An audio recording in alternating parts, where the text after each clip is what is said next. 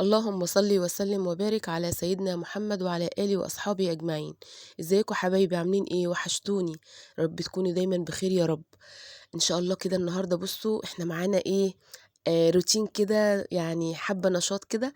طبعا الحلة ديت احنا شفنا مع بعض كانت زي الفل، بس لما غليت فيها البناطيل اللي باظت، اللي هي الالوان بتاعتها باظت ديت الفيديو اللي فات. طبعًا الدنيا باظت معايا خالص. بصوا الحلة منظرها بصراحة ضايقتني جدًا، جدًا. ما لهاش حل بقى غير إيه، بصوا الصابونة دي يعني ما شاء الله بجد سحر، بجد يعني فوق الخيال. نضافتها حلوة جدًا، جدًا، جدًا.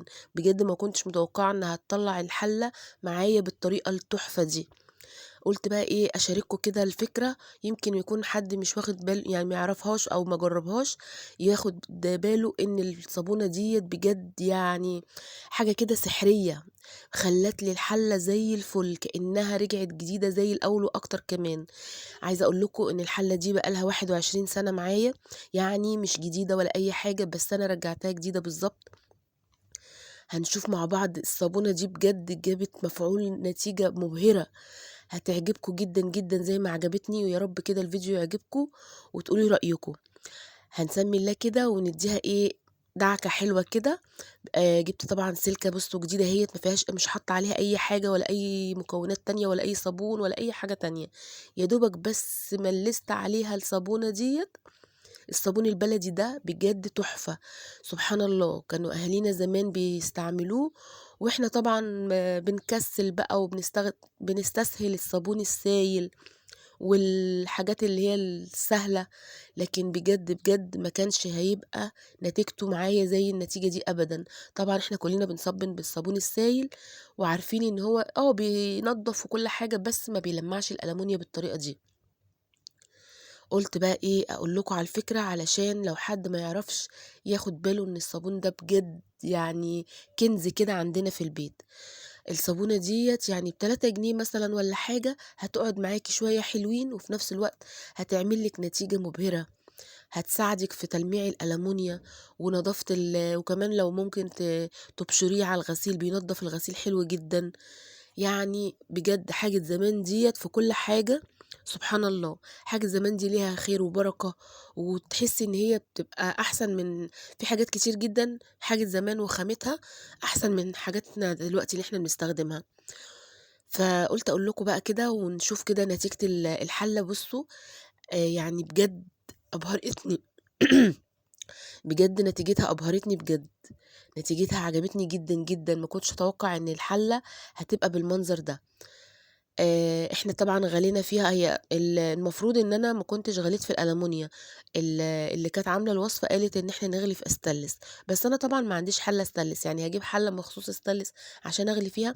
قُلت هاغلي في الألمونيا وأنا ونصيبي، وإن شاء الله إيه، بإذن الله مش هتبوظ يعني ولا حاجة. طبعًا لمّا لقيتها عملت اللون الأسود دوّة، بجد يعني إيه، اتضايقت على الحلة إن هي يا نهار أبيض الحلة باظت وكده. قُلت بقى إيه، أجرّب الصابونة ديّة. بجد نتيجتها بُصّوا الرغوة كمان. يعني مجرّد إن أنا بس يعني مشّيت الصابونة بس كده على الليفة أو على السلكة. بُصّوا الرغوة جميلة جدًا، والمفعول بتاع التلميع الألمونيا، وخلّتها لي كإنها جديدة وأكتر كمان، أحسن من تكون جديدة. يعني زي ما باقول لكم كده حلة بقى لها 21 سَنة أكيد اتهلكت ولونها غيّر بُصّوا جميلة جدًا بجد. يا ريت بقى لو وصلتِ معايا لحد هنا ما تنسيش اللايك والكومنت الحلو منِّك، علشان أعرف إن الفيديو عجبِك. وقولي لي رأيِك، أنتِ بتستعملي الصابون البلدي دوّة؟ بجد لو مش بتستعمليه حاولي تجرّبيه. بجد نتيجته حلوة جدًا، جدًا. ومش مكلف ولا أي حاجة، ومتوفر في دلوقتي حاليًا. الناس من كتر ما عجبها بجد يا بتعمله في البيت يا بتشتريه، متوفر في كل الأماكن. فأي صبانة بنجيب منها منتجات النضافة بتاعتنا بتاعة البيت، هتلاقي موجود عنده الصابون البلدي دوّة. بُصّوا، بُصّوا لمعة الألمونيا الجميلة. بجد يعني النتيجة بجد أبهرتني وعجبتني جدًا. بُصّوا هي كده طلعت الأسود اللي هي إحنا إيه، مكان الغليان بتاع الغلية يعني بتاعة الهدوم. بُصّوا بقى هندّيها إيه، تلميعة بقى. الموضوع صراحة عجبني، كل أمّا بادّيها تلميعة كل ما بتلمع أكتر وأكتر. نتيجتها بجد حلوة أوي، أوي. قولوا لي بقى رأيكم في الصابون، انتوا بتستعملوه ولا لأ؟ واللي ما بيستعملوش حاولي تجربيه وقولي لي رأيك، هيعجبك وهتبقي بجد يعني مبهورة بالنتيجة. وما تنسيش بقى الكومنت الحلو منك كده. بصوا لون المية اللي نازلة من الألمونيا سودا ازاي، دليل ان هي نزلت كل الاسود اللي في الألمونيا دوت. وبمعنى أصح كده جلتها خلت الألمونيا بتلمع. كل ما الاقي ان اللون الاسود ده بيزيد الاقي انا عايزه اعمل اكتر، عايزه المع الحل اكتر. عجبني قوي وبجد مش متعبه يعني، ما كملناش بصوا دي 3 4 دقايق، دعيك الحله خلتها زي الفل، رجعتها احسن من الجديده كمان. وكمان عجبني الموضوع فقلت اكمل بقى ايه، من بره الحله كمان يعني ايه، داخلي وخارجي عشان تلمع من كل ناحيه. ايه رايكم بقى؟ قولوا لي بقى رايكم في الكومنتات، ويا رب الفيديو يعجبكم. فيديو بسيط كده ونشاط كده، قومي يلا شوفي كده ايه اللي عندك في المطبخ عايز يتلمع، وبالصابونة دي هتخلي الدنيا كلها فلة.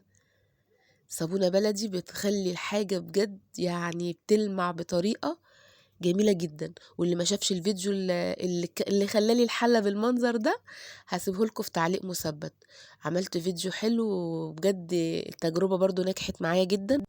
لما الألوان بتاعة الهدوم خرطت على بعضها، بجد التجربة كانت تحفة، بجد عجبتني جدا. أي حاجة بعملها وبتعجبني بشارككم فيها علشان حد يستفاد زي ما أنا استفدت.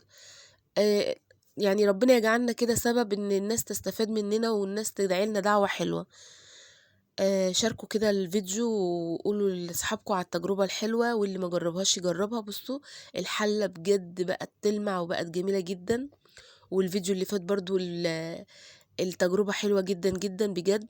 كنت قلقانة على البناطيل اللي باظت، والحمد لله رجعت زي الأول وأحسن كمان. يا رب بقى زي ما بحب كده أفيدكم، تفيدوني بلايك وكومنت حلو علشان الفيديو أكبر عدد يشوفه، وتقولي رأيكم في الكومنتات. بصوا اللمعة، تشوفي وشك فيه زي أمي الله يرحمها ما كانت بتقول، بتقول لي عايزة الألمونيا أشوف وشك فيها. بصوا إيه رأيكم؟ اللمعة جميلة جدا، بجد النتيجة مبهرة. الله الله على الجمال. بصوا من جوه وبره ما شاء الله. الفكرة حلوة وجربيها وقولي رأيك.